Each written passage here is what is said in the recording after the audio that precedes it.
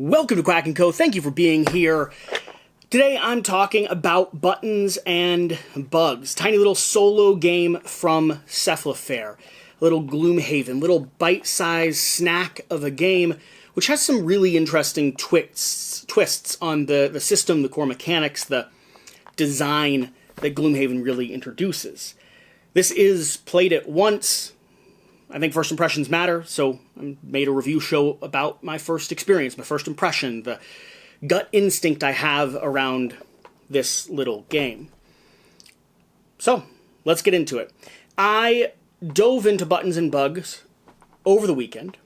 I have played a number of games in Gloomhaven. I've played all of Jaws of the Lion. I've hop, skipped, and jumped around Frosthaven, Gloomhaven, Crimson Scales, Trail of Ashes, the whole Gloomhaven world, but this is the one that I hadn't actually experienced yet, so I wanted to give it a run. It's a solo-only, small box version of the game, and they do a number of things very, very well. It's very interesting how they've adapted such a big system into this adorable little box. They use cards for a lot of things, but they've compressed everything down into these little cards. So, for instance, your maps are on the back of these little cards. Your monsters, your abilities are double-sided. Your upgrades and levels require you to go through and overlay a card on top of other systems. Like, everything's in this tiny little compressed package. I wanted to show you some things, and then I realized that, like, as I'm opening this, it's all down at the bottom. But you can see here, like, you're playing through this game, and these are the maps you're playing on. Your story and narrative is here on the front, and your items, your upgrades, your little special abilities are tucked down there at the bottom of those narrative cards. They sort of layer on top of each other. You have dials for all of your enemies. They've really reduced as much of the overall stat tracking as possible. All of your ability cards are now double-sided, so instead of having multiple cards that are printed with a clean, similar-looking back, you now play the A side, then flip them over to the B side, they come back to your hand, and then after you play the B side, they're excluded, and you have to do a rest, a short rest, or a long rest in order to get them back into your play cycle. I thought the way they compressed Buttons and Bugs down was really inventive and really intelligent.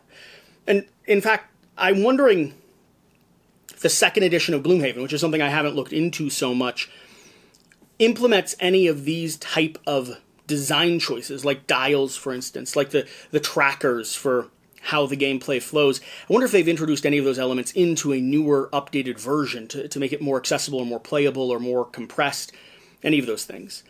So, my first impressions of Buttons and Bugs. I like a lot that's going on here. I'm really impressed with the scale and the size of the game. I'm impressed with how much they've packed into this small, tiny little box experience. It really, truly feels like a Gloomhaven game. And that, if you like Gloomhaven, is kind of enough of a selling point. It's enough of an interest to draw you in. I love that they included these tiny little adorable miniatures. I do wish the cubes for tracking everything were a little bit more interesting. Your enemies are represented by little cubes. I would have loved some type of tabletop presence. I don't think you could have done tokens or standees for every single character, but even something generic or something custom that looked a little bit better than a cube on a board. But, again, it's not an easy fix, and it's not something that really takes away from the gameplay experience that much. It does take away a little bit. My biggest compliments have to do with the fact that they've really scaled it down in a very impressive way. My biggest criticisms have to do with the fact that in scaling it down, they made some compromises around the gameplay that I actually don't enjoy much at all. Specifically, the way that you track how your enemies are going to react, and the way that you track how you're going to be either punished or rewarded for what happens, when you go for an attack, is through a dice roll system that has a modular, you move a cube down, it determines what that card draw is going to be, or what that effect, positive or negative, is going to be. And I like flipping cards so much more than I like rolling a die in this gameplay experience specifically, quite a lot.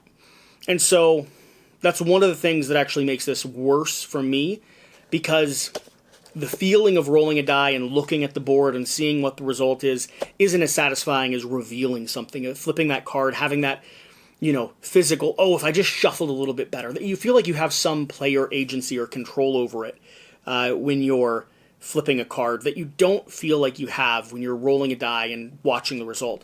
It also makes for some upkeep that I don't enjoy, moving the round tracker down on each, token every single time you utilize it to make sure that you're keeping the randomization intact. I don't love that. It doesn't make me not want to play the game. It does make me wish that I could substitute it. Another thing that I have a problem with is the fact that I didn't include the entire rules here. You actually have to go to cephalofair.com to get the entire complete rulebook. They include enough for you to play the first few scenarios, but in order to read all of the rules, you're going to have to go print them out. I wish, and I think there was room in here to do so, I wish all of the rules had been printed and included. I know it might have upped the cost of printing, it might have made the box weight heavier, there's lots of reasons why they might not have wanted to do that, but for me, it was disappointing to not have everything I needed to play in the rulebook when I sat down and actually wanted to sit, fully experience the game. I got a few scenarios in, and then I ended up taking a break because I lost horrifically on one of them. But I was definitely discouraged because I also knew that in the back of my mind, I needed to go hunt down and print out and continue reading and reviewing the rules as the game progressed. There was another task that I had to do that was away from what I was focused on, which was the tabletop experience specifically. Outside of that, narrative so far is fine. I mean, Gloomhaven's never really been known. It's not a shining example of the narrative, storytelling experience, but it's perfectly fine so far. It's enjoyable. Do I remember the story we're playing? Not specifically. The number of characters they have here. I mean, a full roster of characters available for a game that's supposed to be solo. I mean, we have 6 total characters that you can play. I'm pretty darn impressed with that. I am curious if they'd included a couple less characters, what they could have included. Like, I would have been fine with 4 total characters and replaced the die with some flipping cards.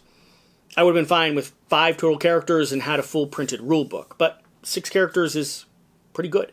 I don't know how long the full session is supposed to take. I mean, to play through the entire narrative story seems fairly substantial. There's at least 5 chapters here, and each one is composed of a number of different storylines and pathways. I mean, the total maps that I see here is probably 20 or 30.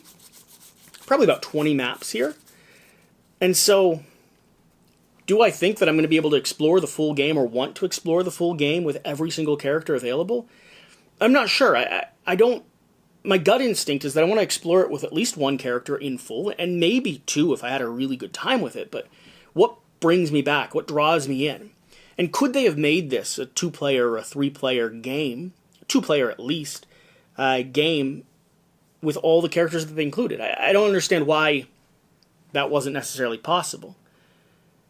But those are things I guess I'll discover as I continue to explore, as I continue to dive in and figure out what awaits. So, first impressions. Played it once, gut check right now. There's some things that I like, some things that I don't like. I'm looking forward to playing. I'm looking forward to, seeing how the story unfolds and seeing how these characters and their special and unique abilities kind of level up and adapt. I want to see how items work and incorporate into the game system. I want to see how the branching pathways work, if there are branching pathways, or if you go through basically every card in the game every time you play. That would encourage me to come back and play again if there's many different routes that I might take in order to end at different endings. I think that'd be really cool. And so that's what I'm hoping for. I'm hoping for an obvious, open narrative, something that encourages me to re-explore it with another character, or actually invites me to do that. An ending that indicates that I have another play, where I'm bringing something new to the table and the story is actually going to be different or adapted as I go through it with another character. There's lots of fun things they could have done, and I'm curious to see what they actually did. But overall, very impressed with the size and scale, and very excited to have this be the second Gloomhaven game that I actually complete. Jaws of the Lion being the first one, Buttons and Bugs hopefully being the second one, and technically I did all Trail of Ashes, but that's a module, I suppose. So, yeah, those are my thoughts. That's my, quick, easy, relaxed Quack&Co video. The plan is over on the main channel to hopefully have some gameplay here and maybe a full dedicated review once we get farther down or once we get to the end of the experience and fully explore it.